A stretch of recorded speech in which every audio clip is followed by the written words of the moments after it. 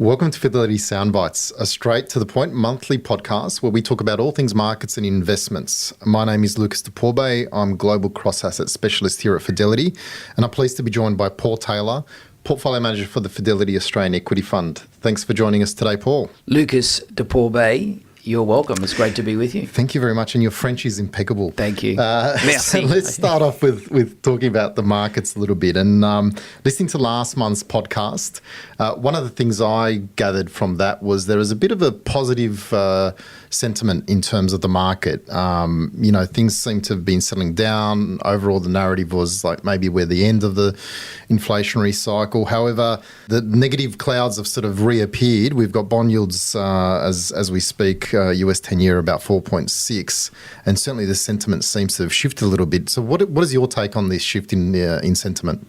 Yeah, Lucas, I think that's pretty accurate. I mean, I guess we're still fairly defensively positioned, but we're looking to go from the back foot to the front foot.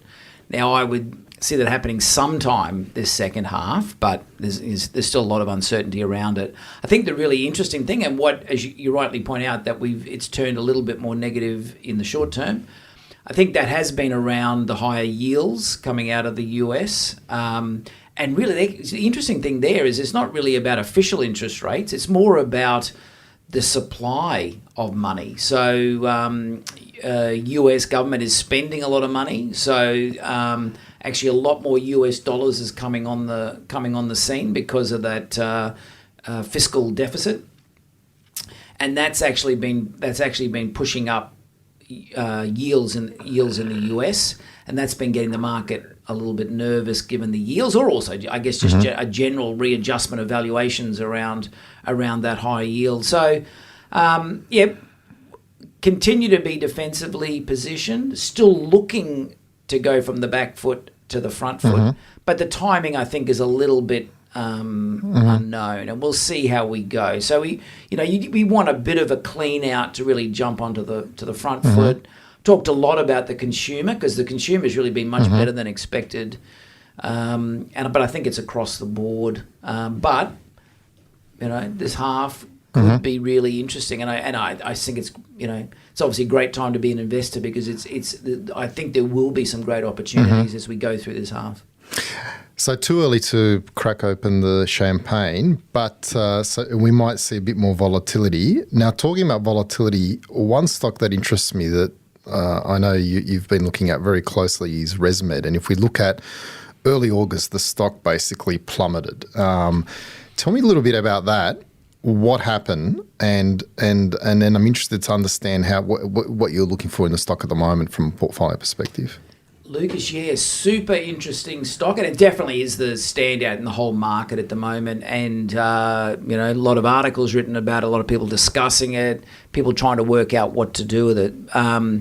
So we haven't owned ResMed, and it's obviously it's a great quality company, good Australian global company. But effectively, what they do, they have the CPAP machines, and our CPAP machines that help people with sleep apnea. So for any people out there that either are snorers or their partners are snorers, they will appreciate how good the CPAP machine has been. As obesity grows within the marketplace, that's one of the things that causes sleep apnea. And it's a whole range of other, once you've got sleep apnea, once obesity's here, you've got sleep apnea. It raises cardiovascular risk. There's a lot of risks around it as well. So the total addressable market for the CPAP has grown and grown and grown. And as obesity has grown in society, it's become more. The demand has significantly grown for that product. ResMed is the global leader in that product as well. Now, the really interesting and disruptive drug that's entered the market is what gets categorized as GLP-1. Now, that's a whole range of drugs, but in particular, people are focused on what's a drug called Ozempic. Now, Ozempic started life as a type 2 diabetes drug, but it's actually slowly morphing into weight loss. So I'm sure people would have seen it on television or in papers or whatever, because there's a lot of talk around Ozempic and the impact that can have and helping the broader population reduce weight. Now, the side of the consequences, I should say, are that people have now started looking at Ozempic and all the GLP-1 type drugs and saying, well, actually, if it's the end of obesity, what does that mean for ResMed, who's providing the CPAP, and a big part of the total addressable market is, people with obesity. That does cause a snoring and sleep apnea. So on the back of that, on the back of the early success of the GLP-1 drugs, ResMed sold off. So ResMed, if I go back just a couple of months, really, probably took about 3 months, ResMed was well in the $30. It probably took off about 30%, probably a little bit more. Went from in the 30s to $21. And that was all on the back of the market getting concerned about the total addressable market. Now that, to me, provides a really interesting opportunity because it's looking out a long way. It's saying that, this is what will happen. And that might happen, but that's now getting well and truly factored into the stock price. So we're spending a lot of time looking at it, investigating. Has this played out completely in the stock price? Has it presented a really attractive long-term opportunity? So I think it's a super interesting stock. It's a classic story. I mean, it's interesting because the market sometimes likes to sort of, extrapolate out in terms of here's something that's, especially when it comes to technology and healthcare products, and the market can overshoot on the upside and obviously overshoot on the downside as well. So in your mind, is this sort of a classic example where there's something real here?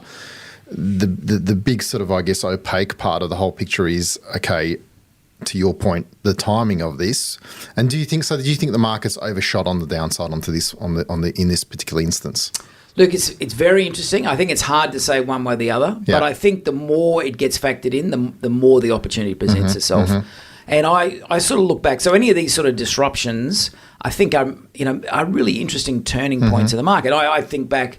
So early in my career, I was the banks analyst for Fidelity, based in London, covering European banks. And that was sort of the late 1990s. And the late 1990s, this was really when the whole internet online phenomenon was taking off. People getting super excited about what the internet could deliver.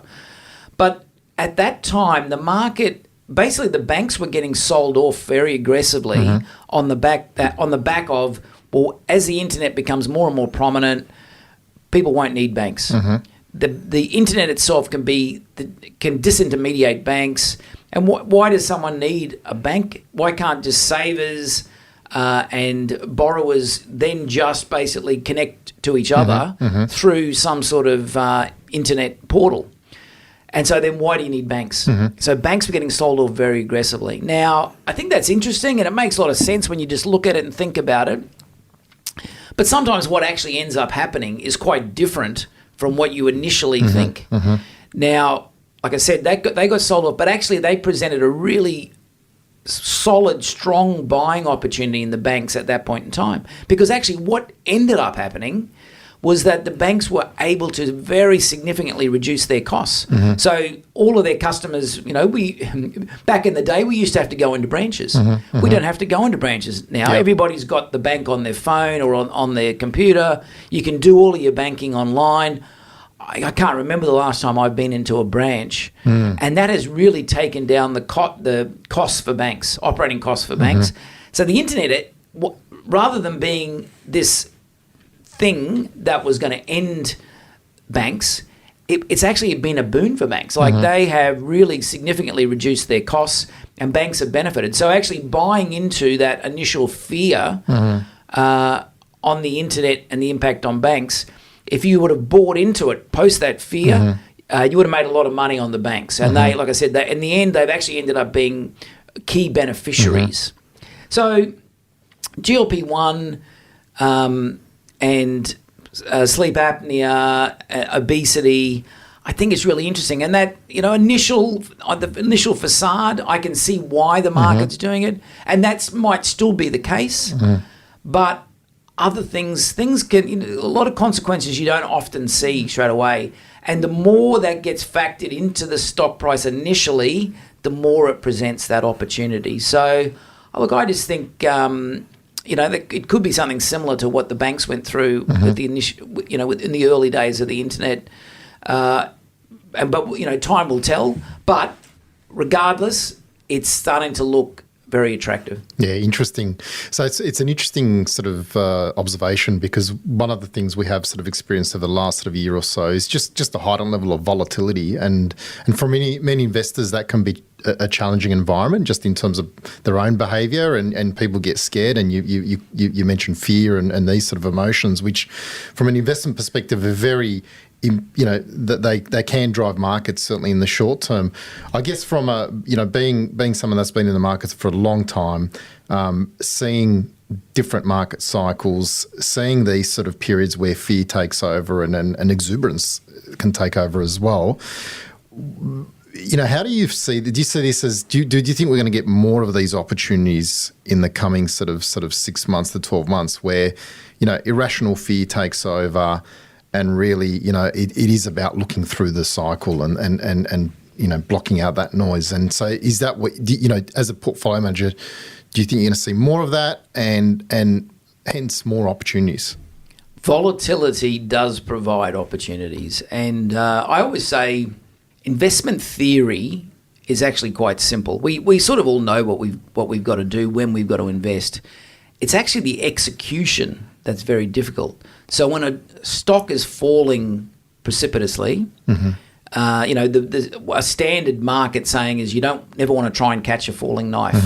So a lot of these stocks sometimes are effectively falling knives, and it's very difficult to step off and buy into something that is collapsing.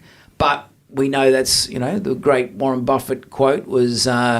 You want to get fearful when everyone else is greedy, and you want to get greedy when everyone else is fearful. And to me, that's a great example of what you need to do. And they're the opportunities that volatility, both sides, present to investors as well. You do, as you said, you got to look through the noise. You got to try and work it out. I still remember very early in my career, when I was based in London. My first ever sector was the engineering, diversified industrials conglomerate sector. And if people might remember, back in 1997, we had the Asian crisis. That was my first crisis. I've had about 10 since then, but that was my first crisis. But at the time, the industrial companies were falling pretty aggressively because all of their growth was really about Asia. And I still remember heading over to the Boston, a young guy, freshly in markets, really not knowing what to do, bit of a deer in the headlights, and trying to work out, these things were falling knives. Do I step off and try and catch this falling knife, or what do I do? And I remember going to Boston, and one of our very senior portfolio managers, a guy called Rich Fenton, who was our deep value manager at the time, and I said to him, look, I don't, what do you do in this sort of scenario? He said, look, in this scenario, you got to forget about profits. You've really got to focus on hard asset-backed valuations. So if you're forgetting about profits, it comes down to things like enterprise value to sales, enterprise value to order book, price to book. So something really hard asset-backed. And, so if a stock bottomed at 0.5 times EV to sales through its history, if it got back through 0.5 times enterprise value to sales, and this is a really important bit, it's had a strong balance sheet, because that's critical. You need to have the balance sheet to get yourself to the other side of the crisis. If it had the balance sheet, it went down through its historical trough, you've just got to step off the cliff and buy that company, because with the strength of the balance sheet, it's going to get you to the other side. And you also know if 0.5 was the bottom and 1 times EV to sales was an average, over the next 3 years, you're likely to get back up to that. You're likely to get back up to that average. Now, just because it goes through 0.5 times doesn't mean it won't go to 0.4, 0.3, 0.2. Yeah. And that's the nervous part of it. But you start to stack the odds in your favour by going through the trough, knowing you got the balance sheet. So to me, that was very instructive in those sort of scenarios, and it just really helped me work out when you need to step into these sort of distressed situations. But I agree with you. I think the volatility in markets is likely to continue, and that volatility will present more of those type of opportunities. So it seems to me, if you reflect on what the market has been maybe the last sort of decade and what it is today, it's a very different market today, and you really got to pick the eyes out. And certainly that experience of different market cycles is going to be far more important maybe than it was, say, 5 years ago, where everything was going up and you just threw things at the dartboard and you were probably successful. Whereas now the market is different, and that sort of discipline and experience becomes more and more important. So in terms of, I guess, on a sort of final note, in terms of opportunities, I mean, where would you see in terms of what the biggest opportunities at the moment from an investment perspective in Aussie equities?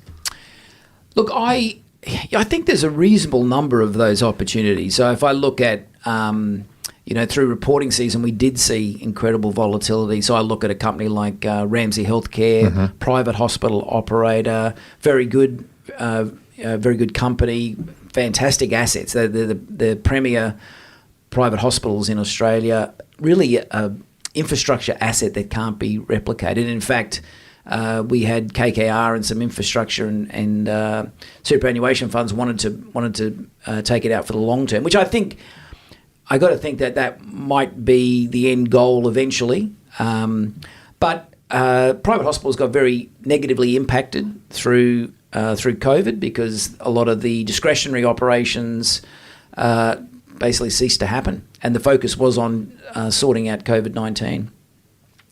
Now, that recovery, so that was a very depressed level for hospitals. That recovery has probably been slower than expected. But, to me, that's, it's a great COVID recovery story because those operations will still, they've got to come back. It is a rare asset. It's a rare infrastructure asset. That probably will be taken out at some point as well. And probably the best operator in the market as well. So to me, that's a really interesting opportunity. Coles is another good example. So some of the costs that came through, and also they called out what they call shrinkage, which is effectively theft. Now that will work itself out. They're putting in place now the technology to reduce that. And that's obviously a very defensive, you've got it. They can pass on those higher prices eventually. So that's, once again, when you look a little bit longer term, any weakness in those sort of areas often provides good opportunities. Seek, another great example. So investing now for the future. Businesses that can deliver the best returns long term are high return on invested capital businesses that can reinvest at that high rate. So we always look for those sort of businesses, which have been the Seeks and the Dominoes and the WiseTechs that have presented that. And any weakness in those sort of really good long-term structural stories to us provides opportunities. Ultimately, what I'm really looking for is a cyclical decline, so cyclical short-term weakness, but has good structural long-term growth. And that's, to me, that because with the cyclical decline, you're able to pick the stocks up cheaply, but then you've got great long-term structural growth, which presents that high return on invested capital that you're able to reinvest at a high rate. And, they are the compounders, and that's really how you make your money over the long term. Paul, that brings us to an end. Thank you for your time. Thank you, everyone, for taking the time to listen in to today's podcast. We love hearing from you. And if you do have any questions or any feedback for our portfolio managers, please email us on podcastaustralia@fil.com. Otherwise, we look forward to you tuning in to next month's podcast. This podcast is issued by Phil Responsible Entity Australia Limited, AFSL number 409340. This podcast is intended as general information only and has been prepared without taking into account any person's objectives, financial situation or needs. Please note that past performance is not a reliable indicator of future performance. You should consider the product disclosure statement and target market determinations for Fidelity Australia products available at fidelity.com.au.